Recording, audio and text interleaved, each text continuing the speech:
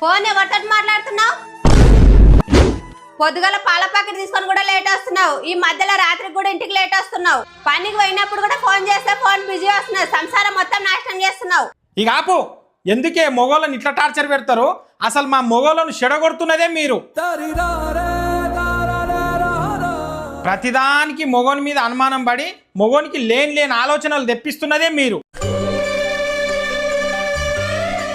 పనికి పోయిన దగ్గర టెన్షన్లు, అప్లోల టెన్షను, ఇల్లు ఎట్లా గడపాలని టెన్షను, పిల్లల టెన్షను, ఇవన్నీ కాదని మొగోడి ఇంటికి వస్తే అనుమానంతో మా రక్తం దాగే మీ ఆడోళ్ళ టెన్షను. ఇక మా మొగోళ్ళు ఎట్లా బతకాలే? పెళ్లి కాకముందు నా కొడుకు ఏ పిల్లనన్న చూస్తున్నాడేమో అని తల్లిదండ్రి టార్చరు. పెళ్ళి అయినాక నా మొగోడు యువతి నన్ను చూస్తున్నాడేమో అని పెళ్ళాం టార్చరు.